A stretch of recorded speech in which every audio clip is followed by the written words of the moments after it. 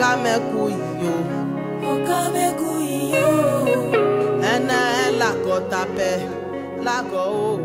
Okamekuyo. Matthieu chapitre 6, le verset 24.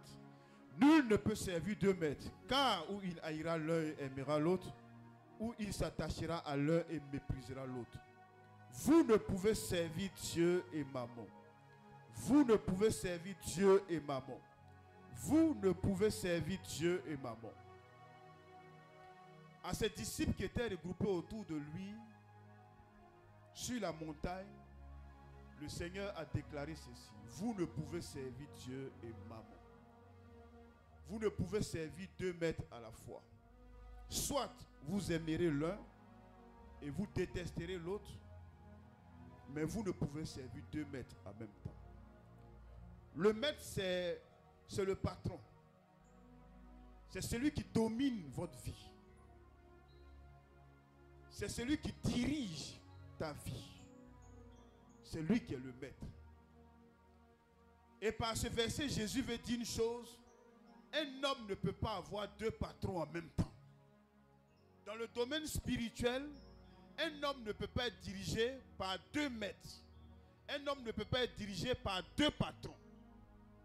Et les deux patrons que Dieu positionne dans ce verset, c'est soit lui-même ou c'est Mammon.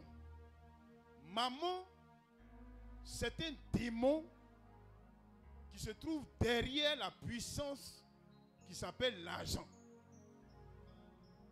C'est le démon qui crée en l'homme ce qu'on appelle la cupidité, ce qu'on appelle l'amour de l'argent. Et donc Jésus est en train de dire une chose simple. Soit c'est Dieu qui règne dans ta vie, soit c'est Dieu qui est le maître de ta vie, ou bien soit c'est Mammon qui sera le Dieu de ta vie. C'est Mammon qui règne dans ta vie. Mammon règne dans ta vie lorsque la seule chose qui te préoccupe, c'est ce que tu gagnes. Qu'est-ce que je gagne? Quel que soit ce qui arrive dans ta vie, quel que soit ce qu'on te propose, tu n'es préoccupé que par une seule chose. Qu'est-ce que je gagne? Quand l'argent devient ce qui te dirige, quand l'argent devient ce qui guide tes pas, quand le gain est la seule chose qui te détermine, tu sers Mammon. Même si tu es assis à l'église, même si tu jeûnes 50 jours, même si tu fais 24 heures sans fermer les yeux, et que tu pries, tu pries, tu pries, tu pries, tu pries, mais dans la direction de ta vie, dans ta vie de chaque jour, si c'est seulement ce que tu gagnes qui te préoccupe et qui te guide, tu sers Mammon, tu sers l'argent, et donc tu sers le diable. Alléluia. Est-ce qu'on peut se parler ce matin? C'est ce que Dieu décrit dans le livre de Michée chapitre 3, le verset 11. Dans Michée chapitre 3, le verset 11, Dieu dit cela. Dieu a prophétisé par la bouche de Michée. Il voulait faire venir un jugement sur la ville d'Israël. Et Dieu va leur dire ce qu'il leur reproche. Il dit, Israël, Israël, tes chefs jugent pour des présents. Tes sacrificateurs enseignent pour un salaire. Et tes prophètes prédisent pour de l'argent. Ça veut dire, toutes ces personnes dont Dieu a parlé ne faisaient les choses que parce que à l'horizon de ce qu'ils faisaient, ils gagnaient quelque chose. Le matériel était fixé comme le but de leur vie. Le matériel guidait leur vie. Lorsqu'ils prophétisaient parce qu'au bout de la prophétie, il y a le matériel. Il y a l'argent qu'ils allaient percevoir. Lorsque les sacrificateurs enseignaient, ils enseignaient parce qu'on devait leur donner un salaire. Lorsque les juges jugeaient à l'époque, ils jugeaient parce que à l'horizon de leur jugement, il y a des présents qu'on leur donnait. Donc si tu es parmi nous ce matin et que tu as fait de l'argent le but de ta vie, que la seule chose qui te préoccupe, c'est combien je gagne. La seule chose qui te préoccupe, c'est qu'est-ce qu'on me promet à la fin. La seule chose qui te détermine, c'est l'enveloppe ou le salaire qui est au bout. Frère, ma soeur, tu ne sais pas Jésus. Même si tu parles en langue, tu sais le diable. Il dit, vous ne pouvez pas servir 2 maîtres en même temps. Le maître, c'est celui qui te dirige. Qui te dirige dans ta vie de tous les jours? Est-ce Dieu ou est-ce ce que tu gagnes au bout? Qu'est-ce qui te fait courir? Est-ce Dieu qui te fait courir ou est-ce l'argent qui te fait courir? Qui sais-tu, mon frère? En ce début d'année, tu dois bien comprendre cette parole. Qui sais-tu? Jésus ou maman? Qui sais-tu? Vous voyez dans Nombre chapitre 22, à partir du verset 7 à 22, la Bible décrit l'histoire du devin Balaam. Nombre chapitre 7, le verset 7 à 22. Et je vais lire ça pour qu'on puisse bien comprendre. Je lis la parole de Dieu. La Bible dit, les anciens de Moab et les anciens de Madian partirent, ayant avec eux des présents pour le devin. Ils arrivaient auprès de Balaam et lui rapportèrent les paroles de Balak. Balaam leur dit, passez ici la nuit. Je vous donnerai réponse d'après ce que l'Éternel me dira.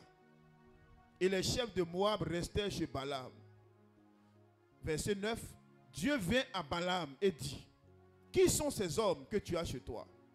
Balaam répondit à Dieu, Balak, fils de Zippor, roi de Moab, les a envoyés pour me dire, voici, un peuple est sorti d'Égypte. Il couvre la surface de la terre. Viens donc, maudis-le. Peut-être ainsi pourrais-je le combattre et le chasserai-je. Dieu dit à Balaam, tu n'iras point avec eux. Tu ne maudiras point ce peuple, car il est béni. Balaam se leva le matin et il dit au chef de Balak, allez dans votre pays, car l'Éternel refuse de me laisser aller avec vous. Et les princes de Moab se levèrent, retournèrent auprès de Balak et dirent, Balaam a refusé de venir avec nous. Balak, verset 15, envoya de nouveau des chefs en plus grand nombre et plus considérés que les précédents.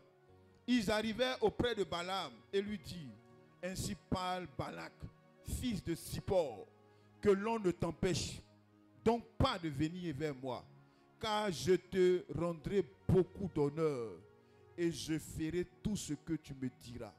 Viens, je te prie, maudis-moi ce peuple. Balaam répondit et dit aux serviteurs de Balak, quand Balak me donnerait sa maison pleine d'argent et d'or, je ne pourrais faire aucune chose, ni petite ni grande, contre l'ordre de l'Éternel mon Dieu.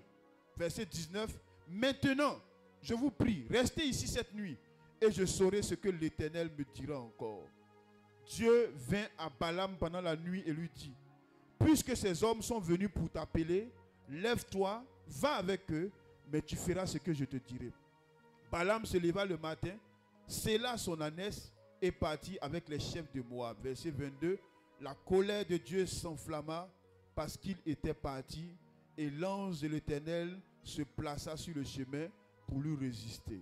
Balaam était monté sur son ânesse et les 2 serviteurs étaient avec lui. Ce que j'ai lu est très simple. Un roi qu'on appelait Balak, il a vu à l'époque la nation d'Israël qui était sortie d'Égypte. Et il a eu peur. Parce qu'il savait que personne ne pouvait vaincre Israël. Donc, dans son entendement, pour pouvoir vaincre Israël, il va voir un grand devin, un prophète à l'époque qu'on appelait Balaam. Balaam était spirituellement puissant. Lorsqu'il maudissait, il avait maudit. Lorsqu'il bénissait, il avait béni. Donc le roi Balak vient le voir pour qu'il aille maudire Israël.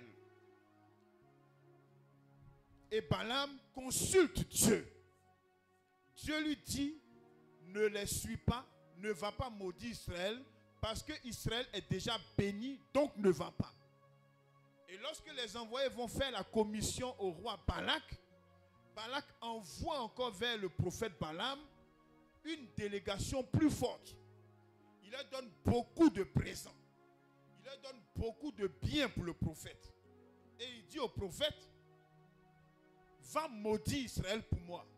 Si tu maudis Israël, je te donnerai tout ce que tu me demanderas. Le prophète Balaam dit, je n'irai pas, je ne vais pas maudire Israël. Mais en même temps, il ajoute, restez là, il a consulté Dieu pour voir ce que Dieu va dire. Mais Dieu lui a déjà parlé. Dieu lui a déjà dit, il ne faut pas aller maudire Israël. Mais quand ils ont mis les présents devant lui, quand ils ont mis les cadeaux, quand on lui a dit, si tu le fais, je te donne ce que tu veux, Balaam est allé encore consulter Dieu, comme si Dieu ne lui avait pas déjà parlé. Et donc, comme il voulait partir lui-même, Dieu dit, il faut partir. Parce qu'il t'a déjà parlé, il t'a dit, ne va pas. Donc, je ne sais pas pourquoi tu viens me consulter encore. Mais pourquoi Balaam fait comme s'il n'a pas entendu l'ordre que Dieu a donné? Parce qu'on lui a promis maintenant beaucoup de biens, beaucoup d'argent. Et même au-delà de tout ça, on lui dit, demande ce que tu voudras, on te donnera si tu vas maudire Israël. Donc les promesses qu'on a faites à Balaam ont perverti son cœur. Les promesses ont commencé à susciter en Balaam l'envie d'aller maudire Israël. L'argent a commencé à le déterminer. Il a mis à part la parole que Dieu lui a donnée. Et il était prêt à partir. Parce qu'au bout de ça, il y a des présents qu'on lui avait donnés. Quand l'argent commence à te diriger, frère, tu es un serviteur de mammon. Quand la seule chose qui te préoccupe, c'est je gagne quoi? Tu es un serviteur de mammon. Et comme mammon est un démon, frère, tu es en train de servir le diable. Ressaisis-toi. Lorsqu'on devient chrétien, ce n'est pas pour servir le diable. Alléluia. Lorsqu'on devient chrétien, c'est pour servir Jésus. Et Jésus seul doit être le maître de ta vie. Jésus seul doit te diriger. Jésus seul doit te guider. Et non pas l'argent. Jeune fille, quand tu offres ton corps à un homme, simplement parce qu'au bout, il te promet de l'argent, tu sers le diable. Quel que soit ce que tu expliques, tu es en train de servir le diable. Quel que soit ce que tu expliques, tu es en train de servir maman. Peu importe la façon dont tes parents sont en difficulté, peu importe les justificatifs que tu donnes, aux yeux de Dieu, tu es en train de servir le diable. Que l'argent ne te détermine pas. Les hommes ont fait de l'argent en ces derniers siècles-là un Dieu qui dirige tout, qui guide tout, qui détermine la vie de tout le monde. Que l'argent ne te guide pas. Que l'argent ne guide pas ta vie, mon frère. Que l'argent ne te dirige pas. Que l'argent ne soit pas ton Dieu, frère. Le cœur de Jésus saigne lorsqu'il voit comment ses enfants se prosternent aujourd'hui devant le Dieu l'argent. L'argent guide tout le monde. L'argent détermine tout le monde, y compris des chrétiens. Y compris des gens qui parlent en langue, des gens qui ont la puissance de l'Esprit de Dieu, des gens que Dieu a oint, des gens que Dieu a suscité, des gens sur qui Dieu compte. Ils ont tourné le dos à Dieu. Il n'y a que l'argent. Il n'y a que l'argent. Il n'y a que l'argent qui guide tout le monde. Peuple de Dieu, ressaisis-toi. Ressaisis-toi. Ressaisis-toi. Tu es parmi nous, tu es peut-être policier, gendarme, militaire.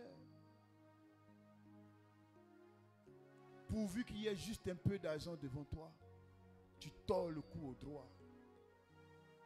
Tu fais du mal. Tu utilises ta position pour faire du mal. Seul l'argent te guide. Seul le gain te guide. Une chose est noire, tu dis elle est blanche, simplement parce qu'un peu d'argent a circulé. Et tu es assis à l'église. Et tu cries Jésus, je t'aime.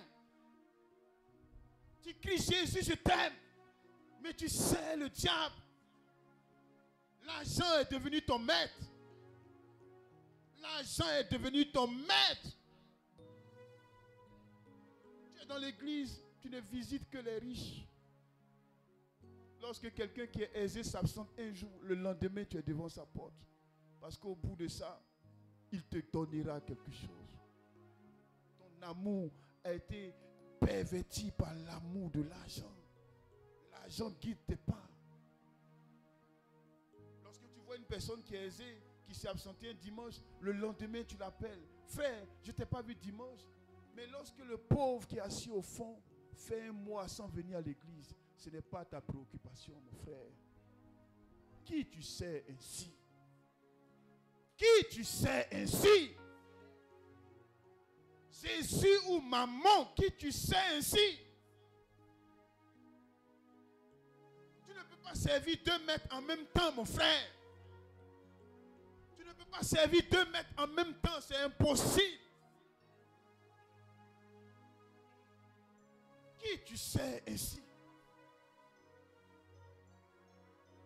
Qui sais-tu ainsi? Tu te lèves. Tu fais ce que tu veux de ta vie. Dieu n'a pas de mots à dire. Pourvu que l'argent que tu as dans la poche soit capable de te donner ce que ce cœur a désiré. Tu te lèves le matin. Si tu étais noir, qui est en train de devenir clair, tu deviens clair. Tant que l'argent dans ta poche peut répondre à ce désir. Est-ce que tu te soucies un peu de savoir qu'est-ce que Dieu pense de tout ça? Tu fais de ta vie ce que tu veux. Tant que l'argent est capable de te donner cela, tu fais ce que tu veux. Qui est ton maître véritablement? Est-ce Jésus ou est-ce maman? Ce matin, je veux que tu t'examines toi-même. Nous sommes en début d'année et je veux que tu prennes des résolutions. Il n'est pas encore tard. Lorsque l'argent est ta seule raison d'être, tu ne sers pas Dieu.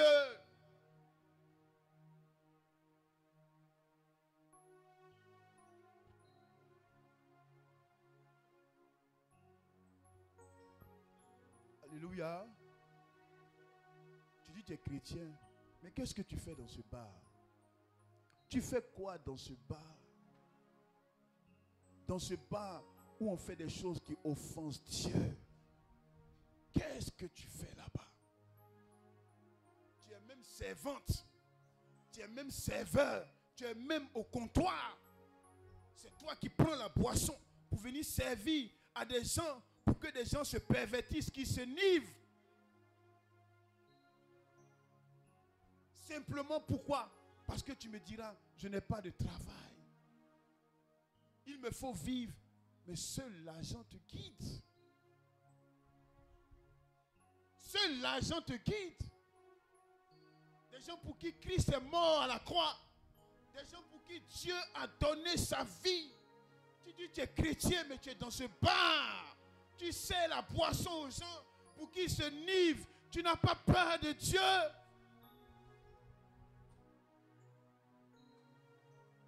Les gens se nivrent, ils sont ivres. Ils sont en train d'aller au ciel comme ça. Ils vont au ciel comme ça. Est-ce qu'ils vont au ciel comme ça? Quand tu es serveuse dans un bar et que tu sers à gauche la liqueur, tu sers à droite la grosse bière, tu sers derrière le vin et que des gens boivent et qu'ils se nivrent, ils sont en train d'aller au ciel comme ça. Mais tu le fais parce que tu t'en fous. La seule chose qui te préoccupe, c'est qu'est-ce que je gagne. À la fin, j'ai un salaire pour pouvoir nourrir ma femme, mes enfants. Voilà la seule chose qui te préoccupe. Quand c'est la seule chose qui te préoccupe, frère, tu es en train de servir le diable. Ressaisis-toi.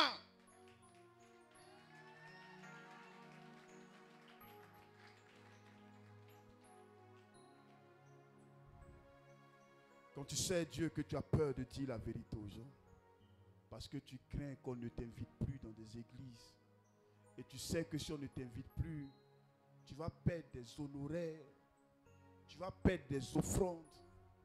Et pour ne pas perdre des offrandes, tu as peur de dire la vérité aux gens, parce que tu veux préserver l'argent, parce que tu veux protéger tes intérêts, quel que soit ce que tu prêches. Quand dans le secret, seul ce que tu gagnes te détermine. Tu ne sers pas Jésus, frère. Tu ne sers plus Jésus. Tu ne sers plus Jésus. Peu importe la pertinence du message, peu importe les versets bibliques que tu alignes, tu ne sers plus Jésus. Parce que seul l'argent est ton guide. Seul l'argent devient ton maître. Seul l'argent devient ton patron. Quand tu dis que tu es chante de l'Éternel, et que la seule chose qui t'intéresse, c'est le cachet. Combien on me donnera? Si je vais chanter dans cet endroit, qu'est-ce qu'on me donnera? Et que tu ne te préoccupes même pas de savoir si Dieu est d'accord que tu aies chanté dans cet endroit. Et qu'il suffit qu'on mette devant toi un cachet pour que tu sois en train de faire des répétitions déjà, sans te préoccuper de la pensée de Dieu. Tu n'es pas un chant de Dieu. Tu deviens un chant de maman. Tu ne peux pas servir 2 maîtres en même temps. Choisis qui tu veux servir. Choisis qui tu veux servir. Soit tu sers Jésus, soit tu sers maman et donc le diable. Choisis qui tu veux servir. Tu es à l'église, on dit enseignement jeudi. On se retrouve à 10 personnes. Mais si on disait, tous ceux qui viennent à l'enseignement, après l'enseignement, ont droit à une enveloppe de même 10 000, on serait rempli ici. Et ça déborderait même jusqu'à la boutique dehors. Qui servez-vous ainsi? Qui servez-vous ainsi? Jésus est-il le maître de nos vies? Jésus est-il le maître de nos vies? Toi qui as crié sur tous les toits que je veux évangéliser, tu es venu 1 fois, 2 fois et tu as disparu parce qu'il n'y a pas un salaire pour ceux qui vont évangéliser. Qui sais-tu ainsi? Toi qui as dit que tu voulais être dans l'intercession, tu t'es privé de sommeil 1 fois, 2 fois. Parce qu'il n'y a pas de salaire. Parce qu'il n'y a pas de virement qui soit fait. Tu as disparu totalement de l'intercession. Mais si on dit que ça devient payant, tu seras la première ou le premier à répondre présent le jour de l'intercession. Qui sais-tu ainsi? Jésus ou maman? Alléluia.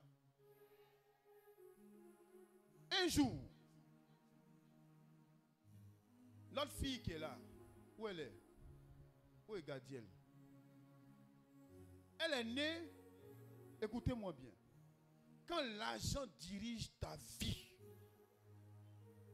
quand l'argent est ce qui détermine les décisions que tu prends, tu sais Satan. Quand cet enfant est né, elle est née avec un nombril qui était un peu gros. Et elle avait 7 mois lorsque la situation devenait intenable. Parce que chaque nuit, elle pleurait, elle pleurait, elle pleurait. Et un jour, maman a pris l'enfant pour l'envoyer à l'hôpital. Arrivé à l'hôpital, le professeur, lorsqu'il a vu l'enfant, il lui a dit, ça là, il n'y a pas une autre solution si ce n'est pas de l'opérer. Elle dit, mais donne au moins un médicament. Il dit, il n'y a pas ça même. Pendant qu'ils étaient en train de parler, ils ont déjà fait la facture là-bas. On dit, madame, voici la facture, ça fait 600 000.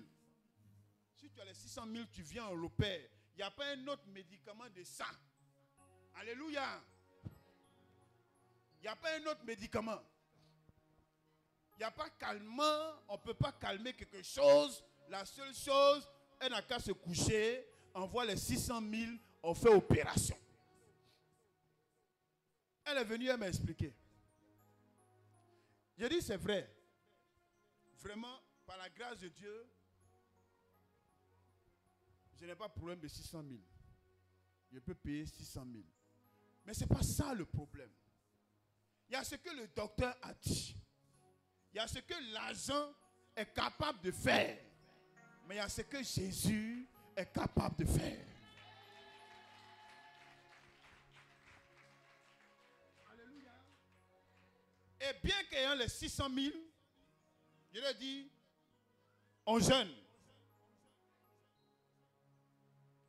Je dis, l'argent ne me dirige pas. L'argent était serviteur dans ma vie. L'argent n'est pas mon maître. Donc je ne cours pas pour aller faire opération parce que je peux payer. Mais je cours pour aller faire parce que je peux payer et que mon maître Jésus est d'accord. J'ai dit, ma femme, on jeûne. On a commencé à jeûner. 7 jours de jeûne. Au 2e, 3e jour, déjà, la douleur avait disparu. On a commencé à dormir. On a commencé à dormir. Au 2 ou 3e jour. Au 7e jour, la puissance de Dieu, pendant que nous tous on dormait, la puissance de Dieu est descendue, a touché le nombril de l'enfant. Et ce nombril-là, il est rentré à l'intérieur.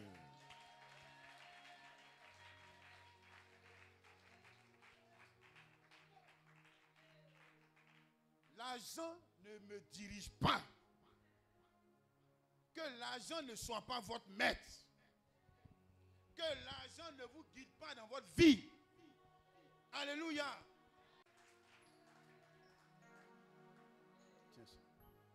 Alléluia. Donc, vous adorez un grand Dieu. Lorsque vous êtes dans une situation, ne courez pas toujours pour faire ce que l'argent vous demande de faire. Lorsqu'on est chrétien, on ne marche pas comme ça. L'argent peut faire, mais Dieu d'abord. Dis quoi? Alléluia. Il y a 2 ans de ça, on a vu ici, au Tchad, le président qui est décédé a nommé des gens, il a nommé des ministres, et les ministres là devaient prêter serment. Donc le président était assis, et puis, je ne sais pas si c'est des juges ou bien si c'est de quoi, ils tiennent dans leurs mains le Coran, et puis tu viens et puis tu jures sur le Coran. Tu jures que tu vas servir la nation tchadienne fidèlement aux prescriptions du Dieu de l'islam, dont vous connaissez le nom, et dont je ne dirai pas le nom ici. Alléluia. Parce que la Bible dit dans Exode chapitre 23, le verset 13, qu'on n'entende pas le nom d'un autre Dieu dans ta bouche. Tu ne prononceras même pas ça, qu'on n'entende pas ça dans ta bouche. Alléluia. Donc c'est un péché que de prononcer le nom d'un autre Dieu dans vos bouches. Alléluia. Parce que l'islam et les chrétiens n'ont pas le même Dieu. Mon Dieu s'appelle Jésus. Alléluia. Et ils ne croient pas en Jésus, donc ce n'est pas le même Dieu. Donc le président est assis, et puis les gens viennent un à un.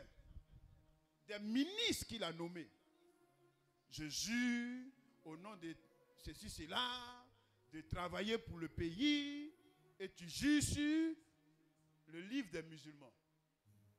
Ils sont tous passés, c'est arrivé sur le tour d'une dame. Je ne sais même pas si elle est chrétienne, que Dieu la bénisse. Elle est arrivée devant le président. On dit oui, il faut jurer. Elle dit, il ne peut pas jurer. Le gars répète, il faut jurer au nom de tel Dieu. Elle dit, je ne dis pas ça. Ben, je ne crois pas à ça. Je ne dis pas ça. Ministre, elle était prête à perdre tout. Parce que si pour elle, avoir l'argent que le ministre donne passe par jurer au nom d'un Dieu qu'elle ne connaît pas, elle était prête à perdre tout ça. Le président même a fini par dire aux gens que laissez-la, ce n'est pas grave. Il ne faut pas, elle va jurer, laissez-la. Et elle n'a pas juré, elle est restée ministre quand même. L'argent ne la détermine pas. L'argent ne la guide pas. L'argent ne doit pas vous guider. L'argent est un bon serviteur, mais c'est un mauvais maître. Lorsqu'il commence à devenir votre maître, lorsqu'il commence à devenir votre patron, lorsqu'il commence à devenir votre Dieu, vous allez finir votre vie dans les larmes. Alléluia. À quel moment sers-tu Dieu? Tu sers Dieu lorsque tu n'es pas préoccupé par ce que tu gagnes. Lorsque ce que tu gagnes n'est pas important. Lorsque ce qu'on te donne n'est pas important. Mais la seule chose qui te préoccupe, c'est obéir à Dieu. Les voitures qu'on te propose, ce n'est pas important. Les maisons qu'on te propose, ce n'est pas important. Chrétien, un chrétien ne travaille pas partout. Ressaisissez-vous, chrétiens. Même si tu as fait 10 ans au chômage, mets au chômage, va au ciel. Que de venir travailler dans des endroits qui offensent Dieu. Tu fais quoi dans cette brasserie où on prend le temps, on fabrique la bière qui tue des gens? Qu'est-ce que toi, chrétien, tu fais là-bas? Ce qu'on te propose là-bas, ce n'est pas important. C'est pas important. C'est pas important. C'est moi qui te dis, c'est pas important. Si tu veux servir Dieu, c'est pas important.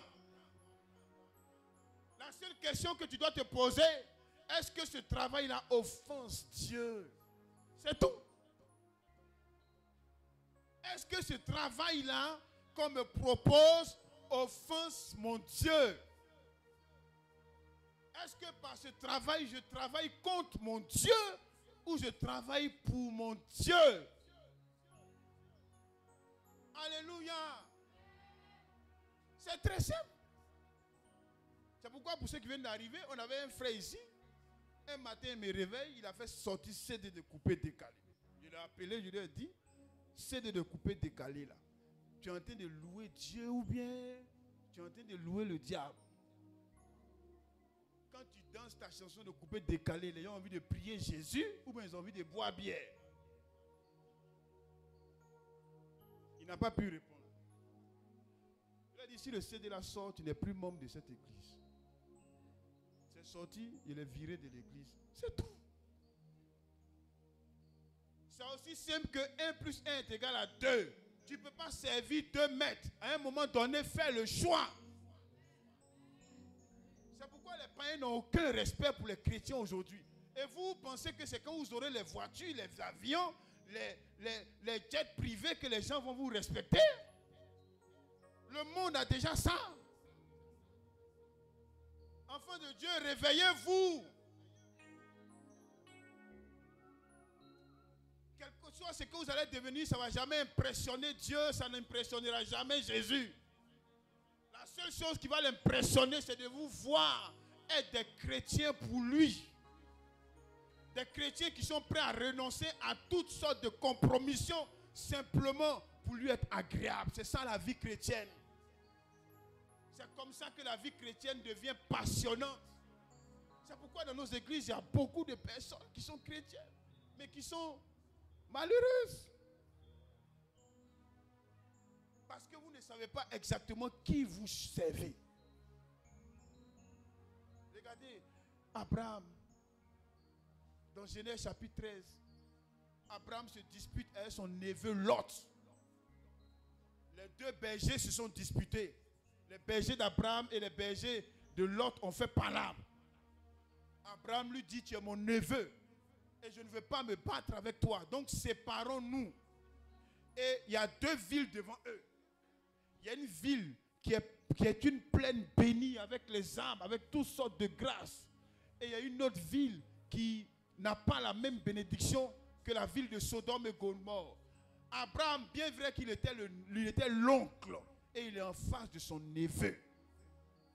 Il aurait pu lui dire, je vais où il y a la ville bénie, petit. Toi, tu t'en vas dans le désert là-bas. C'est moi, je suis l'oncle. Mais Abraham lui dit, toi choisis. Si tu vas à gauche, moi j'irai à droite. Et le neveu Lot choisit la ville qui était bénie, on va dire ça comme ça simplement. Et Abraham accepte d'aller là où il n'y avait pas la bénédiction. Lot servait le matériel parce qu'il n'a été attiré que par ce qui brillait à ses yeux. Abraham voulait simplement être au cœur de la volonté de Dieu. Il dit, si tu vas à gauche, moi je vais à droite. Apprenez à servir Jésus. Apprenez à vaincre l'amour de l'argent. Ne laissez pas l'argent vous diriger. Sinon vous finirez mal vos vies. Servez Jésus. Ne vous préoccupez pas de ce que vous gagnez. Ne vous préoccupez pas de ce qu'on vous donne. Ne vous préoccupez pas de ce qu'on vous promet. Servez Jésus. Est-ce que ce que je suis en train de faire là, c'est bon aux yeux de Jésus? Point final. Est-ce que ce qu'on me propose là, c'est bon devant le Dieu que je prie, que je dis j'ai accepté? Est-ce que c'est bon devant lui? Point final.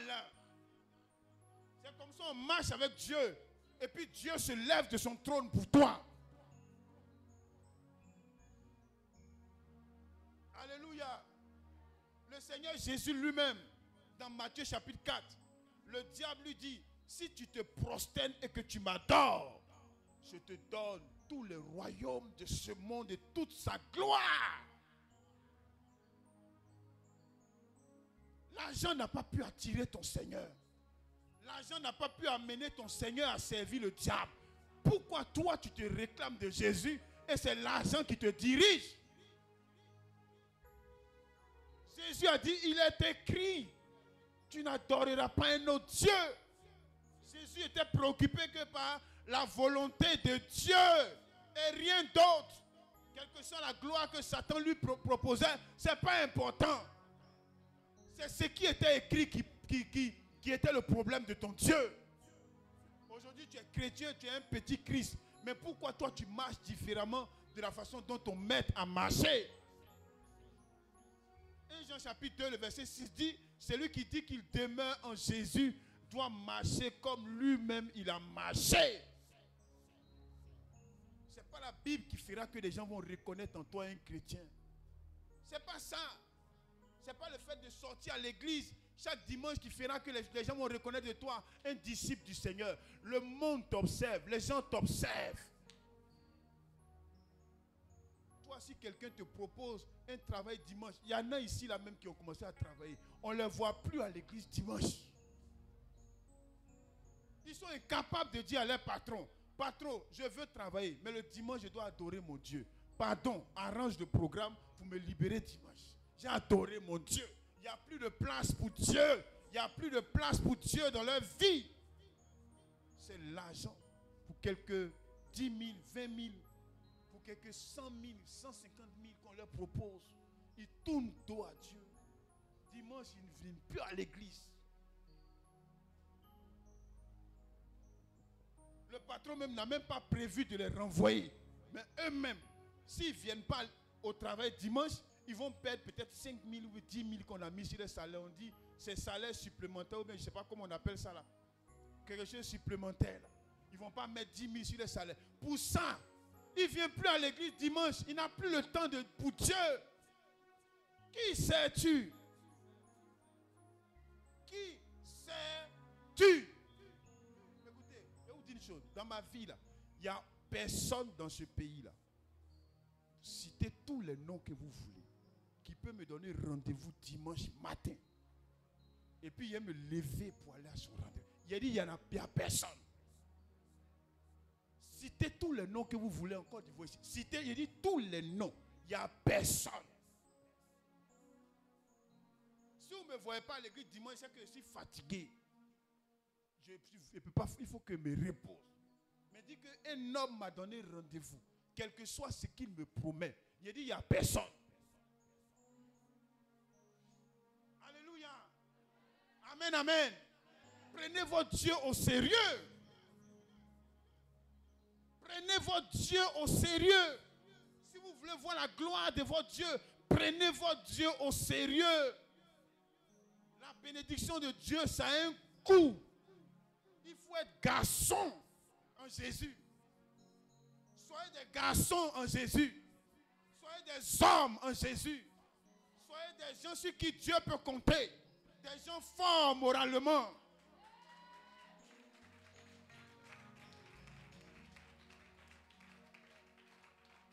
Quelle est cette chrétienté dans laquelle les chrétiens sont? C'est pourquoi aujourd'hui, on remplit les églises, mais on souffre, on ne voit pas la gloire de Dieu. La gloire de Dieu a un prix. Tu ne peux pas rester là, être guidé que par l'argent. Je veux gagner ça. On dit il y a l'argent si tu cours. On dit il y a l'argent si tu es là-bas. On dit on te promet une voiture si tu cours. Tu sautes d'une entreprise à une autre. Simplement parce qu'on promet d'ajouter 15 000 francs sur ton salaire. Quand tu n'étais rien, des gens t'ont pris, t'ont nourri, t'ont blanchi, t'ont donné une chance. Maintenant que tu as commencé à te positionner. Quand tu étais dans l'entreprise, tu étais noir. Maintenant, tu es devenu clair. Et quand quelqu'un te propose un peu d'argent, tu abandonnes. Tu ne te souviens même pas que hier, j'étais dans la rue, ces gens m'ont tendu la main. Pour 15 000, pour 10 000, pour 50 000 qu'on promet d'ajouter sur ton salaire. Tu tournes donc à tes bienfaiteurs. Qui sais-tu comme ça? Que Dieu vous bénisse.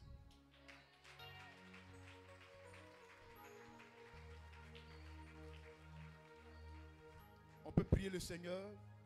Prions le Seigneur. Parle à ton Dieu ce matin. Dis-lui, Seigneur, je veux te servir toi seul. Délivre-moi. Délivre-moi de la puissance du gain. Délivre-moi de ces choses. Aide-moi, Seigneur, à me préoccuper que de ta volonté seule, Père.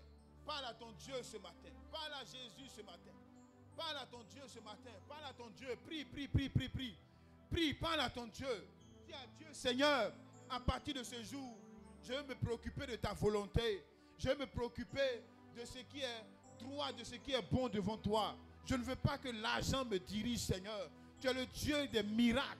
Le Dieu qui a suscité des corbeaux même pour nourrir Élie, Seigneur. Tu es le Dieu qui peut toutes choses, éternelles. Aide-moi à être affranchi de la puissance de l'argent. Aide-moi à être affranchi du pouvoir de l'argent. Aide-moi à être affranchi du pouvoir de l'argent. Que l'argent ne me dirige pas. Que l'argent ne me guide pas. Que l'argent ne guide pas mes décisions. Que l'argent ne guide pas toutes les décisions que je prends. Seigneur, aide-moi à rester dans ta voie. À me préoccuper que de ta voie. À me préoccuper que de ce qui est droit devant toi, Seigneur. Parle à ton Dieu ce matin. Prie le Seigneur. Prie le Seigneur. Prie le Seigneur. Que Dieu te donne la force de te libérer de ce Dieu. Que Dieu te donne la force de se libérer de Mammon. Ce Dieu qui est derrière l'argent et qui veut te guider. Qui veut te guider. Toi aussi qui Dieu comptait. Aujourd'hui tu t'es sali à cause de l'argent. Quand Dieu t'a pris Il y a quelques années de ça, il s'est révélé à toi. Il y a eu la fête au ciel. Les anges ont dansé, le ciel a dansé. Mais regarde ce que tu es devenu aujourd'hui. Regarde ce que tu es devenu aujourd'hui. Regarde ce que tu es devenu. Regarde ce que l'argent a fait de toi aujourd'hui. Regarde dans le secret tout ce que tu transportes comme abomination à cause de l'argent. Simplement parce que tu as voulu gagner beaucoup d'argent. Parce que tu as laissé l'argent te diriger. Regarde ce que tu es devenu aujourd'hui. Et le Seigneur pleure. Jésus pleure.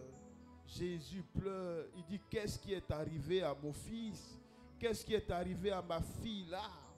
Toi qui étais zélé avant, toi qui étais là présent à tous les rendez-vous, toi qui jeûnais et qui priais.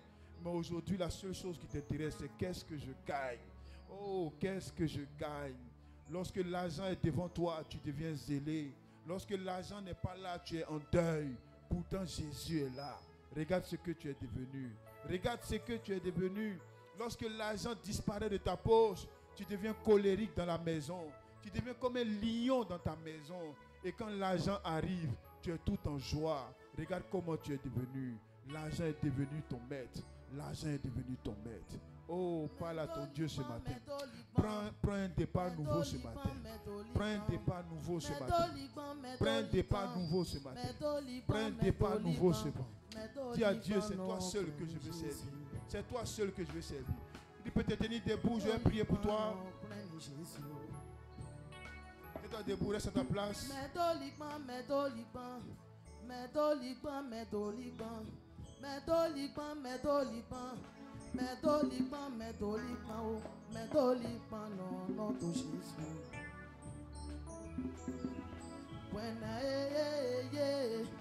When I met Olipano, when I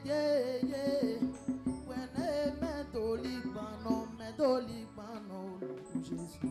Place ta main sur ton cœur. Olipano, plein de Jésus.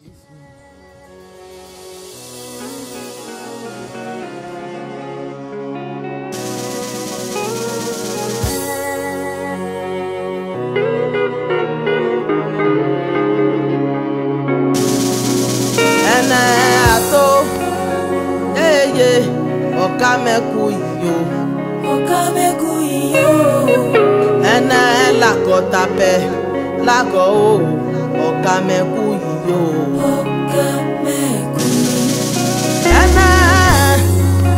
ene Jésus okamekuyo okamekuyo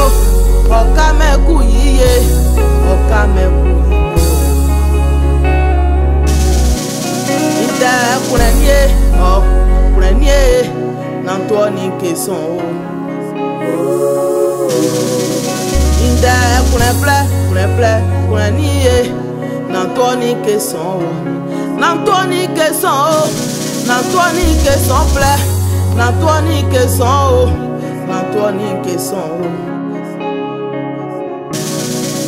Inde prenez que N'Antoine Kesson. N'Antoine Kesson plaît. N'Antoine Kesson. J'ai dit Jésus, oh, ne me laisse pas tomber. J'ai dit Jésus, oh, papa, oh, ne me laisse pas tomber. Ne me laisse pas tomber. Ne me laisse pas tomber. Ne me laisse pas tomber. Ne me laisse pas tomber. Je n'ai que toi, Jésus. Si toi tu me laisses tomber, à qui irai-je? Je n'ai que toi, Seigneur. Quand mon père est parti, c'est toi qui m'as gardé. Quand ma mère est partie, c'est toi qui m'as gardé, Jésus. Où irai-je? Où irai-je? Où irai-je, Jésus? Je n'ai que toi, papa. Je cours derrière toi, Seigneur. J'ai saisi ta robe. Je ne lâcherai pas cette robe, papa. Je n'ai que toi.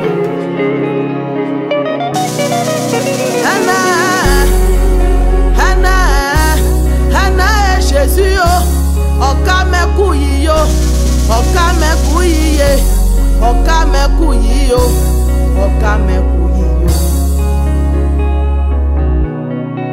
ene la kota be la go oka me kuyo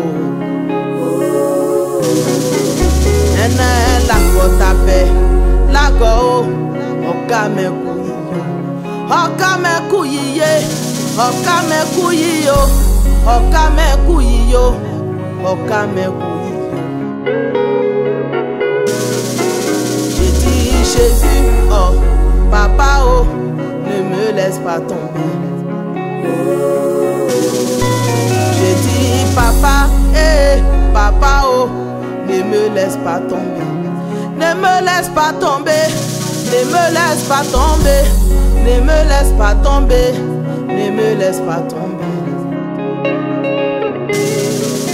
Inde premier, oh prenez yo, n'antoni que son, n'antoni que son, n'antoni que son plaît, n'antoni que son, n'antoni que son.